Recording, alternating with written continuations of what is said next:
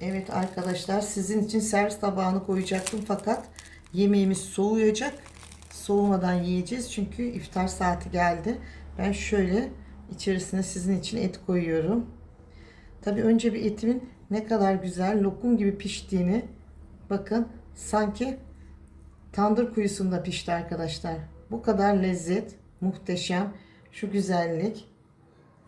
Şöyle ekmeğimizin arasına koyacağız. Allah kabul etsin. Bu şahane lezzeti hepinize öneriyorum. Allah olmayanlara da versin. Aman çok da güzel oldu. Davullar da geldi. Bakın davul sesini duyuyor musunuz? Şimdi sizin için tadıyorum. Şahane. Merhaba arkadaşlar. Server'in mutfağına hoş geldiniz. Bugün sizlere iftara akşam yemeği yapıyorum. Tandır yapıyorum. Daha önceki çekimimde fırında 3,5 saatte gerçek tandır çekmiştim. Fakat 3,5 saat elektrik çok gidiyor diyenler için bugün tencerede tandır öğretiyorum size. Şöyle bir ön kol kuzu etim var. 1.600-1.700 gram geliyor. Yıkadım güzelce, suyunu süzdüm. Bakın. Çok güzel. Şimdi bunu tencereme bu şekilde yerleştiriyorum. İçerisine tuz kesinlikle koymuyoruz. Bir adet defne yaprağı, bir de pembe kırmızı karabiberlerim var böyle tane.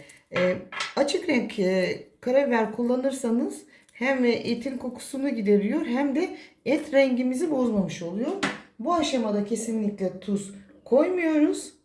Arkadaşlar tandırımızı 200 mililitre su ilave ediyorum. Bir su bardağı klasik ölçüm benim, bu bütün tariflerimde aynı su bardağını kullanıyorum. Şimdi önce ocağa bırakıyorum büyük ateşte kaynayana kadar, iyice kaynayacak bir 5 dakika. Şimdi tenceremizi ocağımıza bıraktık. İçerisine tuz koymadık. Bir bardak suyla kaynamasını bekliyoruz. Ocağımın en büyük ateşi açtım şu anda.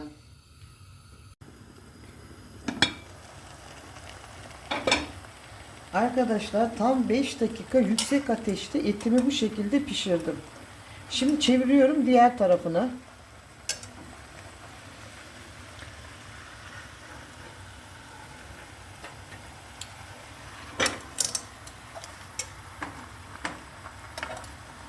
Beş dakika böyle pişireceğim şimdi. Yine yüksek ateşte. 5 dakikada pişecek. Etimizin diğer tarafını da 5 dakika yüksek ateşte o bir bardak suyla pişirdik. Şimdi ben bunu ters çevireceğim. Çünkü etimizin bu tarafı çok yağlı. Bu yağların pişerken erimesini istiyorum. Alt tarafa gelmesini istiyorum. Bakın bu tarafında öyle yağ yok. Bir adet defne yaprağım kokusunu alacak. Kuzu eti kokusunu. Kuzu ön kollu. Şimdi üzerine bir su bardağı kaynar su ilave ediyorum. Ve ağzını güzelce kapatıyorum. Büyük ocağın altında kapıyorum. Şimdi şurası. Şöyle göstereyim. Şu küçük ocağımın yarısını arkadaşlar kısık ateşte artık 2 saat pişecek. Yavaş yavaş yavaş bu şekilde. Şimdi ben suyu, buharı, etin lezzeti kaçmaması için hamur yapıp buralarını sıvazlayacağım. 1 2 3 4 5. Bir tatlı kaşığı tuz ilave ediyorum. Karıştırıyorum tuzla unumu. Yavaş yavaş hamur yapıyorum.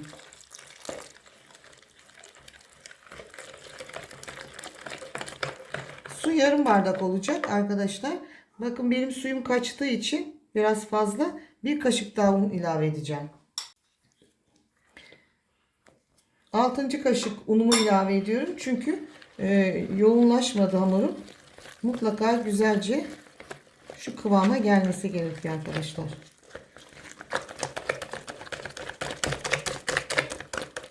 Bakın hazır. Bunu biz şimdi hava almasını tencerenin önlemek amaçlı yapıyoruz. Hamurla tenceremizin içindeki etin havasını kesiyoruz arkadaşlar. Yani tencerede tandır yapıyoruz. Şekilde açık hiçbir yeri kalmasın. Komple böyle şey yapıyoruz. Havasını kesiyoruz. Biraz fazlaca yaptım emniyet paylı olsun diye. Tencere kapağı hiç oynamasın arkadaşlar yerinden. Bakın bu şekilde. Şimdi kahve ocağının yarısında tam 2 saat pişecek. Tabii ki arada bakacağız suyunu çekiyor mu, yanıyor mu, ama kapağını açmadan kontrollü bir şekilde pişirmeye devam edeceğiz. Şimdi arkadaşlar şöyle bir kapağa havlu kağıt koydum. Sonra demir havanımı bırakıyorum ki kapağın şu aradan hiç hava çıkmasın. Gerçek tandır olsun diye. Şimdi tencerede ekonomik tandır yapıyoruz. Elektrik parası harcamadan, doğalgazda. Evet arkadaşlar, kapak hiç kıpırdamaması için demir havanımı koymuştum bu şekilde. Şimdi onu kaldırıyorum. Şimdi içini bir gösterelim. Bakın etten kemik tam 2 saat 15 dakika oldu, bu şekilde ayrıldı. Bu da etimizin piştiğini gösterir. Şimdi etimizi artık açacağız tenceremizi. Bakın arkadaşlar, tenceremin kapağı açılmıyor. O yüzden pişmiş hamurumuzu şu şekilde keseceğiz.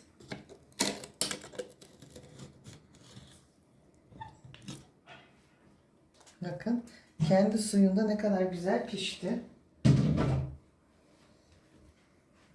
Görüyor musunuz? Piştiğinin ispatı şu kemikler. Bu şekilde şimdi kemiklerini alıyorum. Bakın hiç karıştırmadan kendi suyunda fırına gidecek etlerimiz. Şu kemiklerinden etini temizliyorum. Arkadaşlar başta söylemeyi unuttum ben. Şimdi söyleyeyim.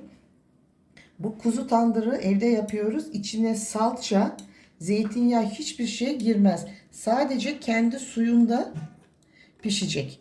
O zaman tandır olur. Eğer salça, yağ koyarsanız o tandır olmaz. Yemek olur. Başka bir et yemeği olur. Tandırın özelliği, bakın kemikler nasıl kendiliğinden ayrılıyor. Şimdi bunları ben temizledikten sonra etimi et suyuyla birlikte pidemin üzerine koyarak fırında bir 15 dakika kızartacağım. Çok sıcak. Şunları içeride temizleyeyim. Şu şekilde. Bir de püf noktasını söyleyeyim. Kemiksiz etten tandır olmaz. Mutlaka kemik olmak zorunda. Şimdi ben bu etimi alıyorum bütün olarak. Etimi şu şekilde alıyorum arkadaşlar. Burada temizleyeceğim. Bakın dibinde yarım fincan, bir fincan su arttı. Bu suyu da ziyan etmiyoruz. Pidemizin üzerine dökeceğiz. Yani dökmeden önce içindeki arkadaşlar karabiberleri alıyoruz. Defne yaprağımızı alıyoruz şu şekilde. Tam bir tatlı kaşığı tuz ilave ediyorum. Bu güzel et suyumu bir güzel karıştırıyorum. Bununla şimdi pidemi ıslatacağım. Arkadaşlar kalan kemikleri mutlaka temizliyoruz şu şekilde.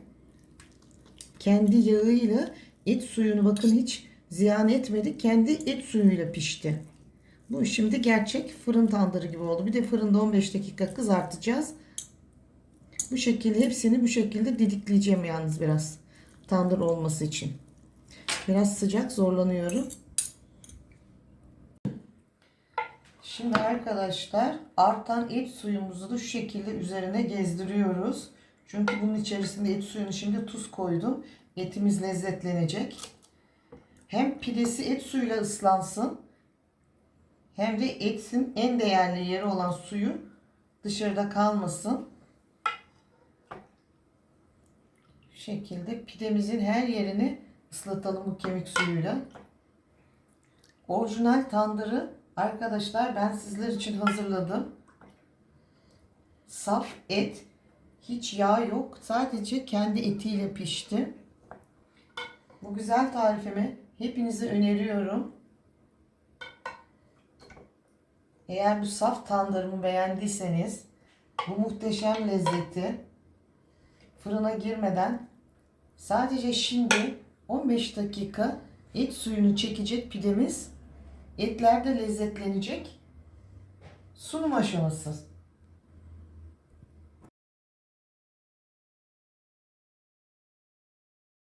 Şimdi pidemiz et suyunu çekmesi için, bir de etimizin hafif üzerinin kızarması için 15 dakikada fırında 200 derecede üzeri kızarana kadar pişecek. Evet, tandırımız pişti. Fırından çıkıyor. Of of of.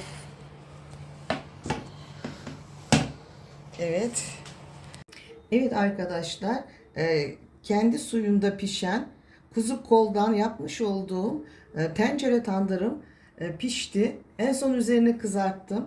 Bu güzel tarifimi hepinize öneriyorum. Lütfen kanalıma abone olmayı, beğenmeyi, yorum yazmayı unutmayın. Bundan sonraki tariflerimden haberdar olmak için lütfen zil tuşuna basınız. Hoşça kalın, sağlıkla kalın, mutlu kalın. Lütfen Servi'nin mutfağını izlemeye devam edin. Hayırlı Ramazanlar diliyorum. Evet arkadaşlar, sizin için servis tabağını koyacaktım fakat yemeğimiz soğuyacak. Soğumadan yiyeceğiz çünkü iftar saati geldi. Ben şöyle içerisine sizin için et koyuyorum. Tabi önce bir etimin ne kadar güzel lokum gibi piştiğini bakın, sanki tandır kuyusunda pişti arkadaşlar. Bu kadar lezzet, muhteşem, şu güzellik. Şöyle ekmeğimizin arasına koyacağız. Allah kabul etsin. Bu şahane lezzeti hepinize öneriyorum. Allah olmayanlara da versin. Arkadaşlar şöyle bakın, tadımlık size gösteriyorum. Lif lif o kadar güzel olmuş ki. Gerçek tandır olmuş. Şimdi ekmeğimin arasına koyuyorum. Aman çok da güzel oldu. Davullar da geldi. Bakın davul sesini duyuyor musunuz? Şimdi sizin için tadıyorum. Şahane. Afiyet olsun.